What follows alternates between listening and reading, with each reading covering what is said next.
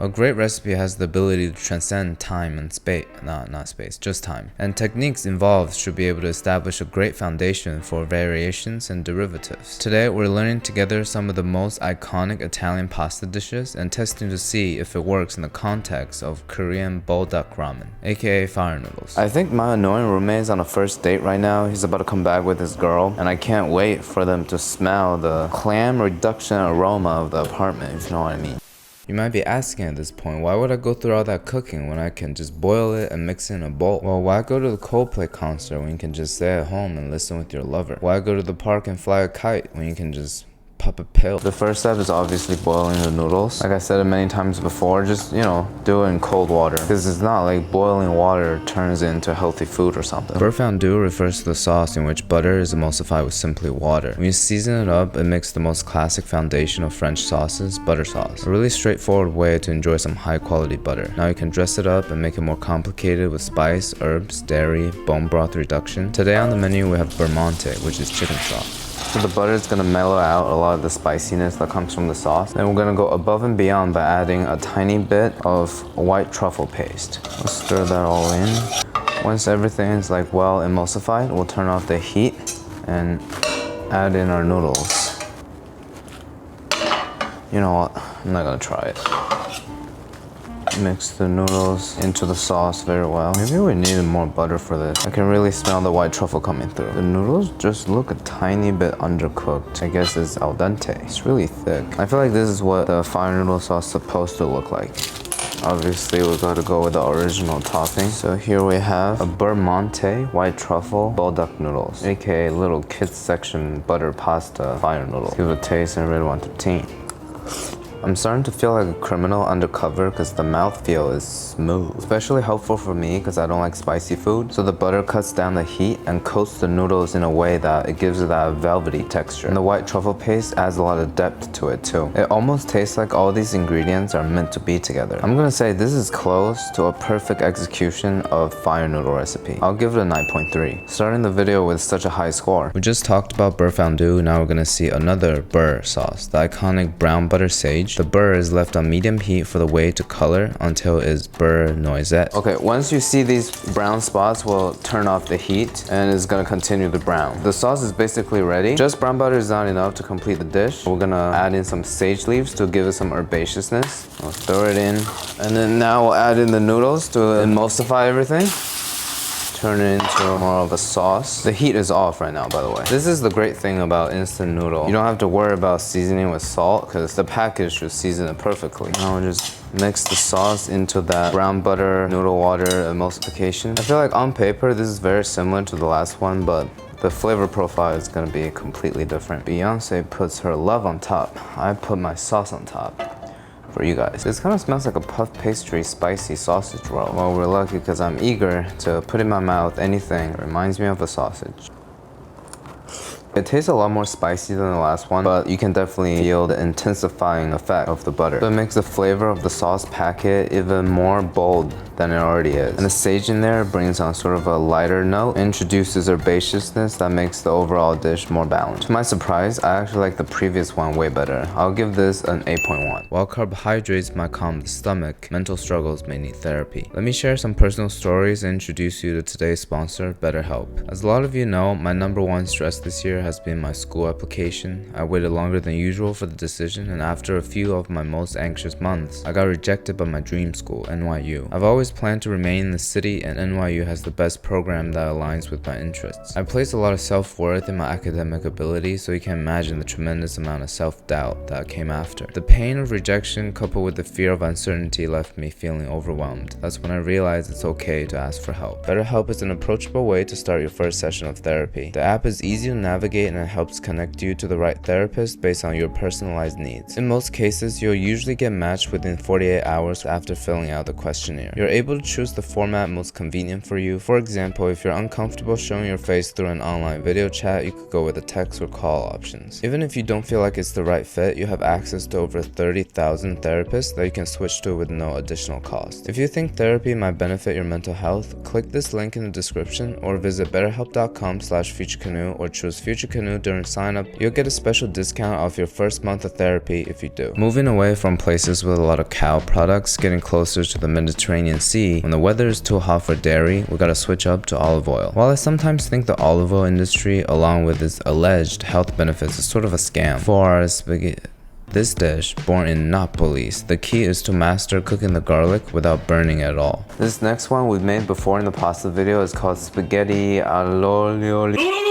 Starting with a good amount of extra virgin. Give me olive oil. Coast the bottom of the pan. Starting cold, a good amount of garlic. A little more. Chili flakes, a little more. Oh, that garlic is strong. A lot of parsley, oregano, and some basil. Just toasting it to get the aroma out. To turn this into a sauce, noodle water. It has some starch, so it should be able to emulsify it very well for us. Ooh, water's in.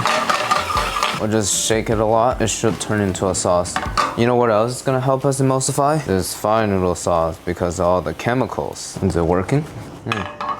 I think it is. Drop in the noodles. Oh, that is the deepest red I've ever seen from a sauce. It's just hot sauce and oil. Sounds like a dream.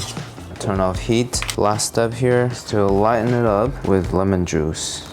Actually, that's not the last step. The actual last step is to bring the sauce all together by adding some of that Parmigiano Reggiano. I'm gonna add a lot of it. The water and the oil significantly emulsify it together better. Okay, let's just slide it down, scrape down all that goodness, pour it on top. My wrist is hurting so much. Oi, you know what? A little more parm wouldn't hurt. Look at that. The pasta olio made with fire noodles. Looks a bit greasy. It smells so good. So excited. Wow, that was crazy, yo. It tastes like chili oil noodles. At the same time, that herb pasta, taking all the best parts and making it like a new creation. That is this. The olive oil interacts so well with the sauce. It kind of like makes it disappear. And the herb, garlic, and that final Parmesan just to tie everything together. This is a 9.2.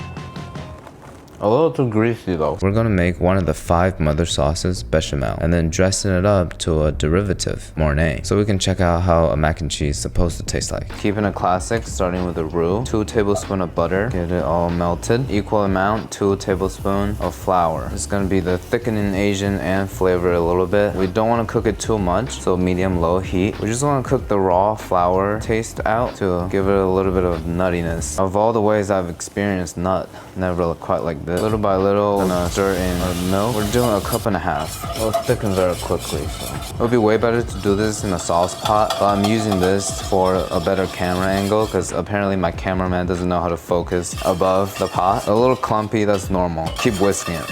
The key is very low heat and a little bit of milk at a time. Visible clumps are all gone. I'm gonna let it continue to cook on the heat for 3 more minutes. During this time, we're gonna season it. Onion powder. Well, ideally, we're supposed to simmer some onions in it. I'm too lazy to do that. White pepper, a tiny bit of nutmeg.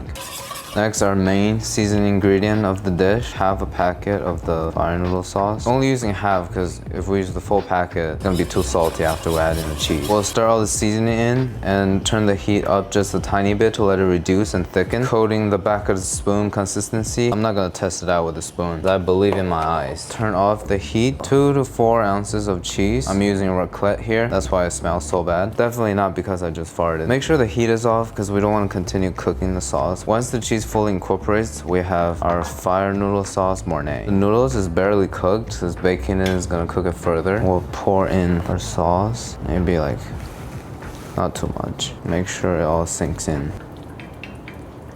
That's the sound you want to hear. It's all coated, it's fine. We don't have to use all the sauce. And on top of the layer, obviously, we gotta fully cover with raclette. We'll set it into a hotel pan so it's easy to grab. Now we'll just put it in the oven at max broil, for 5 to 7 minutes, just to get the top golden, crispy, and bubbly. We don't have to worry about the bottom too much because they're already cooked.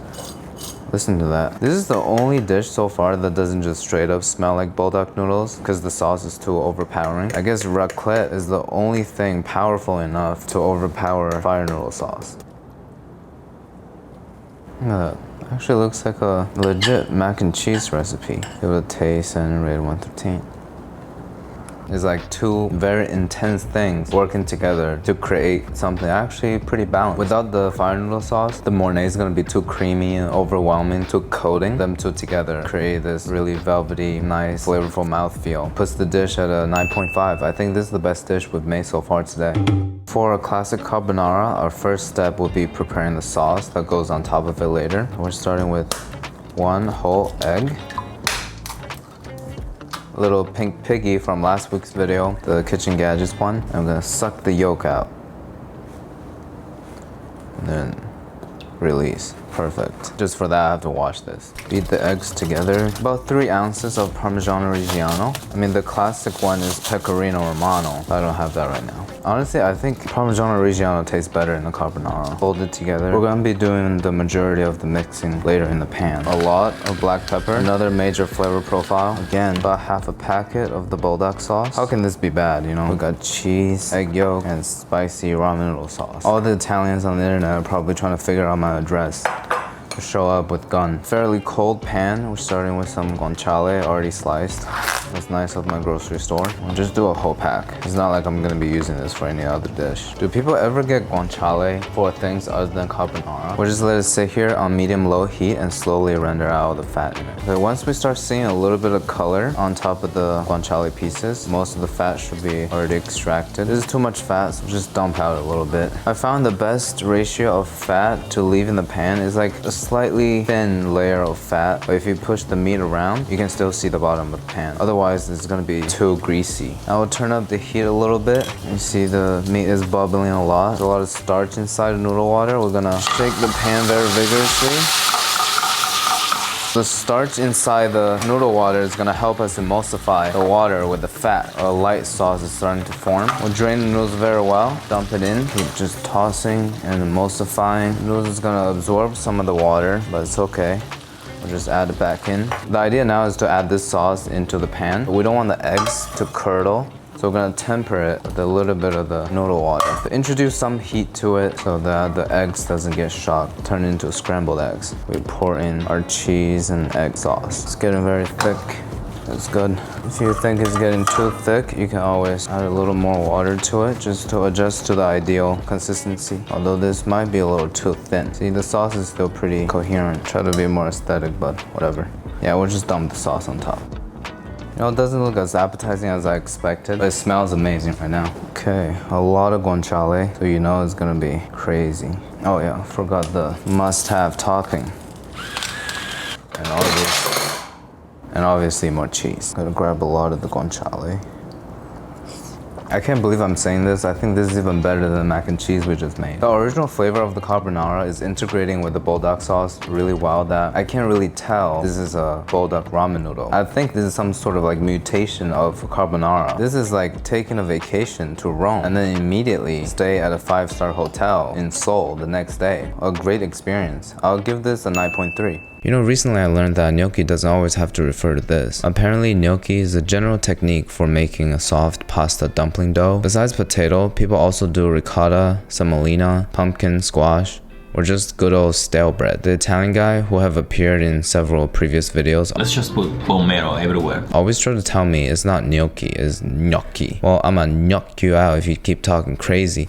The yellow Yukon potato, drizzle that with some oil, season with salt. Then we'll put this in a 350-degree oven for 45 to an hour until it's like all wrinkly and brown. We have the potato in the oven. Traditionally, we add a little bit of flour, barely cooked ramen noodles. But we're gonna use this as sort of like the flour part. Instead of turning this into a sauce, we're gonna just add the flavoring straight into the dough. Half a packet again. I feel like no one has ever done this before.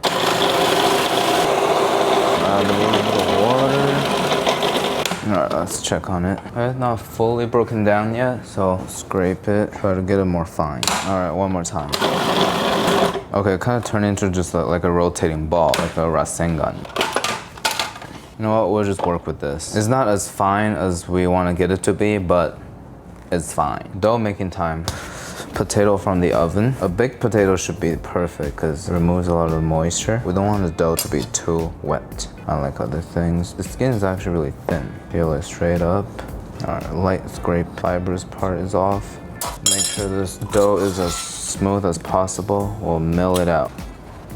Nice. Incorporate our dough into it. And we don't want to knead it because we don't want the gluten to be any more developed than this. So we'll just use a bench scraper to sort of like push it together. It might take a little longer than I'm hoping here. This is a lot more work than I expected, guys. Once you start see it to get together, you can just use a little more hand, fold it over. You can see the color starting to blend. The consistency of the dough is actually really good. It's starting to be less sticky. You know, it looks like it caught like an infection, or maybe it is because it's around me, so it got those goosebumps. I get those goosebumps every time. We're just gonna look past that. Cut it in half, roll it out. I wanna be gentle with it because there's not a lot of flour or gluten to hold it together. Potato doughs are very delicate. Just cut into individual dumplings, and obviously using a Ligma fork will give it that gnocchi shape. I don't know if I'm doing this right, but yeah, you guys get the idea. When the water comes to a rolling boil, we'll drop in our little gnocchi dumplings. Just 5 minutes or so until it kind of like floats on top. I mean, I hope they float on top. Once they enter water, the gnocchis looks a little too textured. The goosebumps are coming out more intensely than before. Kind of near the point of breaking, so we'll turn off heat. Move this aside. Huge cube of butter. Want to melt it and brown it a tiny bit. Good amount of garlic. Once we fry off that raw garlic smell, drop in the gnocchis as well. Starting to break. Hope they stay intact. I can't believe just 10 minutes ago this was just one potato and a pack of ramen. It's been frying on this side for a while now. Let's check out if they took on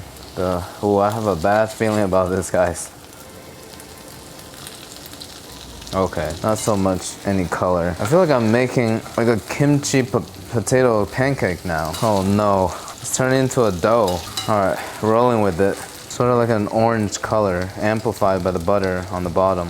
All right, we're gonna combine it into one large pancake, which is what we intended in the first place. I'm gonna edit the footage so that I don't look like an idiot. I know for a fact, if I try to flip it, everything's gonna turn into shit. It looks like we can just loosen it a little bit and flip it onto a plate.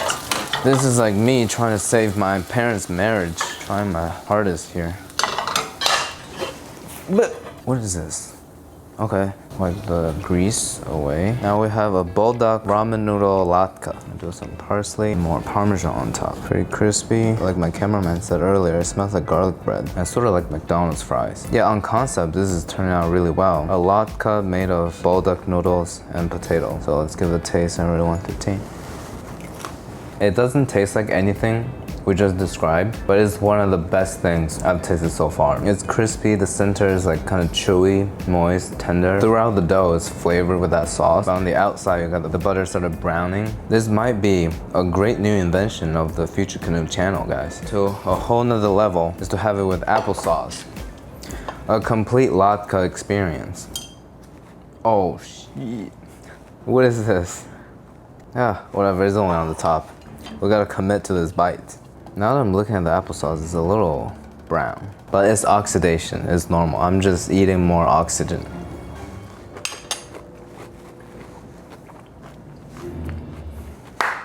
Penne alla vodka is supposed to be the pinnacle of Italian-American cooking. When it was first created, the dish was called the disco pasta in Italy because people ordered it at clubs. This is why Italians do it better. Why would I dance on the floor and socialize with other people when I can just sit in the corner in the club and chomp down a bowl of penne? A hot pan will do a good amount of olive oil, about 2 tablespoons or so, and start sauteing our onions and garlic.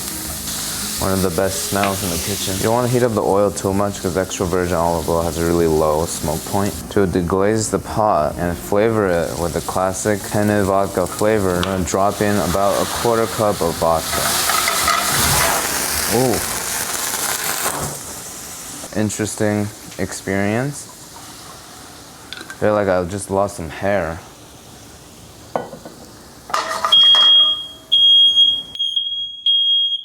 Let me just check if I still have my eyebrows.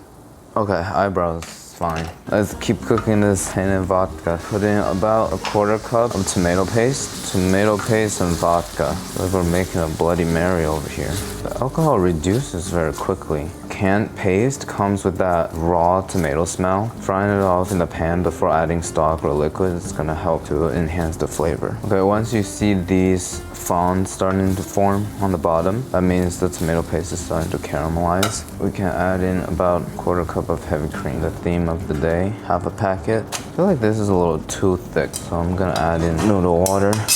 No, I actually never had penne alla vodka. It just doesn't sound very appetizing. Signature orange color. Looks like pumpkin puree. Let's add in our noodles now.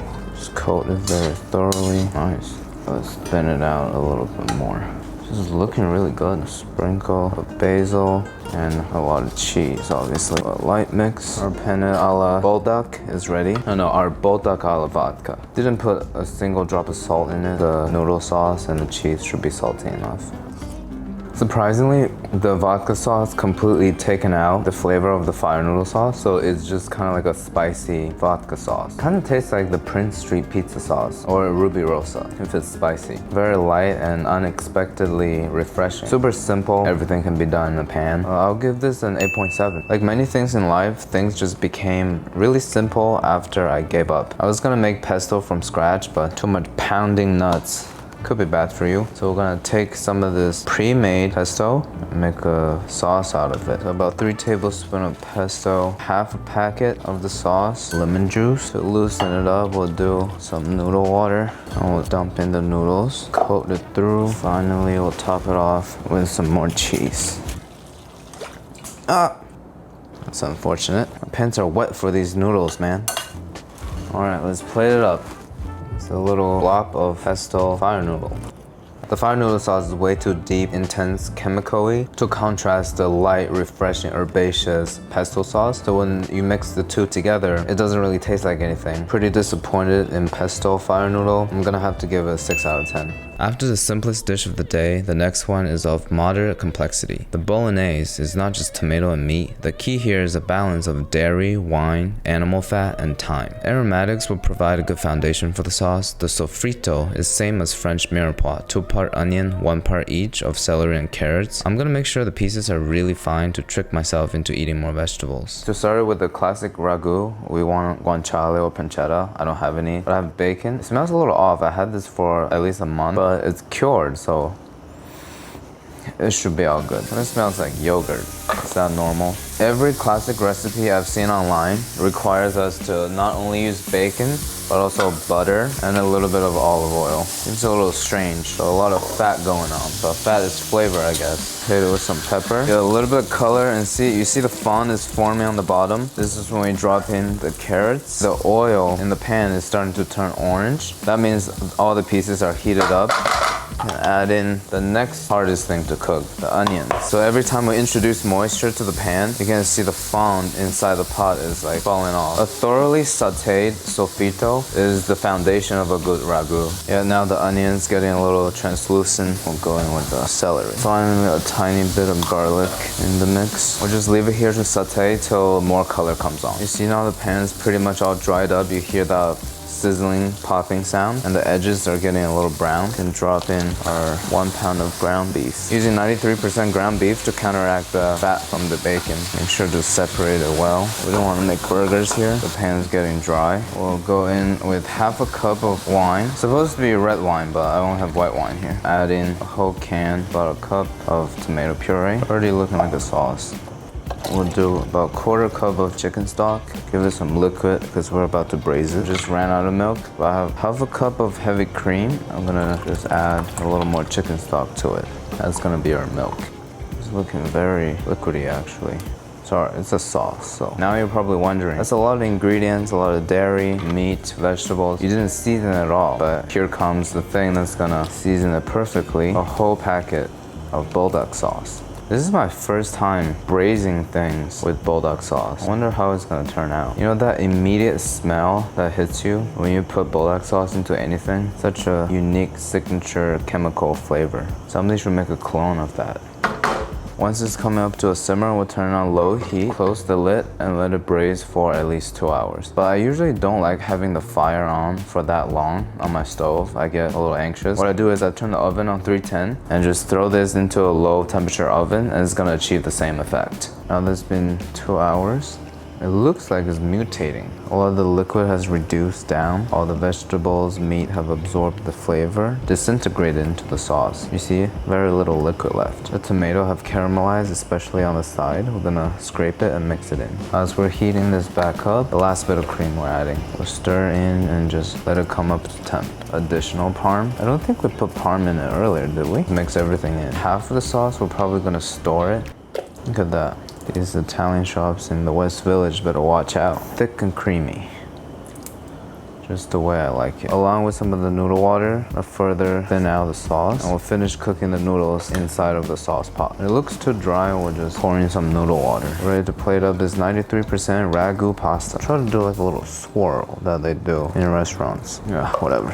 More sauce on top, some parsley. Gotta make it rain. What about the black pepper? Look at that. A bulldog ragu. Now that's the one thing that's a little bit more difficult with the ligma fork is swirling pasta into a spoon. Whatever, we'll just pile the sauce on top and eat it straight up.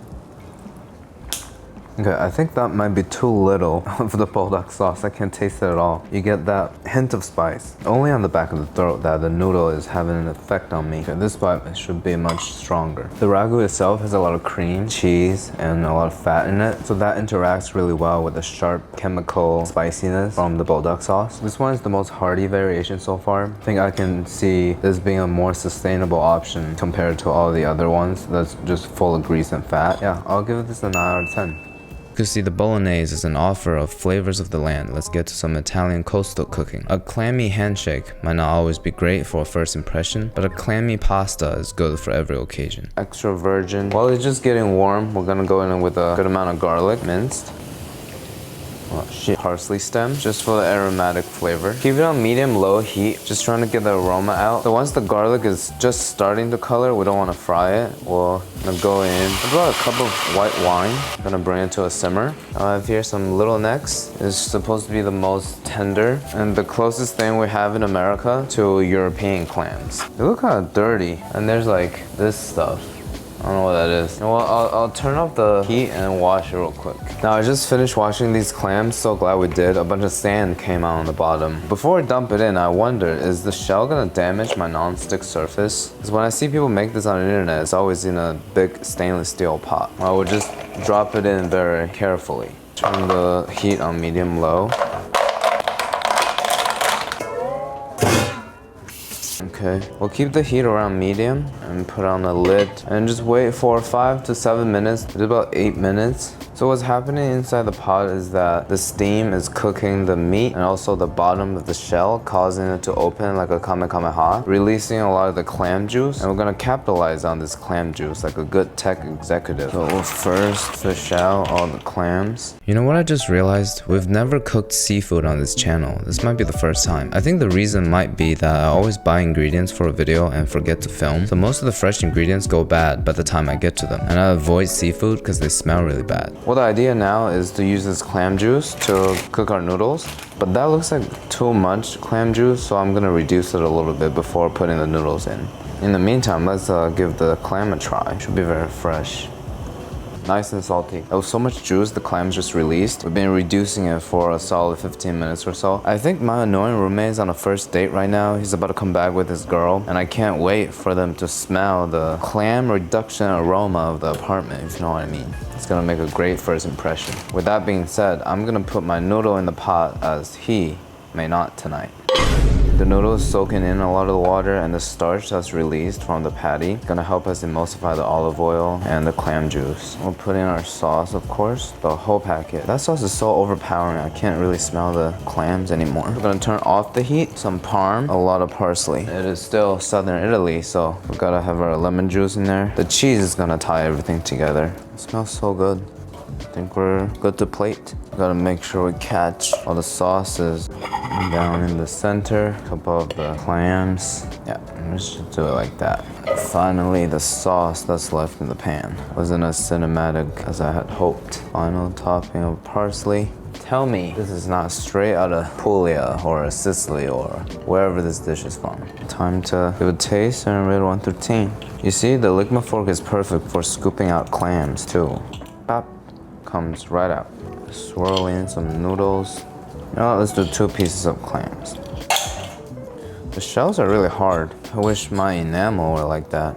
Okay. Seafood flavor is subtle, some herbaceousness, acidity from the lemon, but man, is it the saltiest thing I've ever tasted. I should have went with half the sauce packet or more oil or something, but this is just like a block of sodium. I avoided to put salt in it too because clam juice is basically the ocean. The clams are nice though.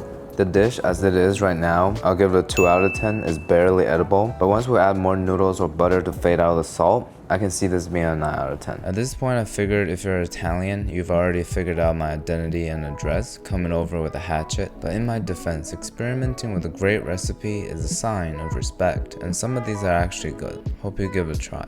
Alright, thank you.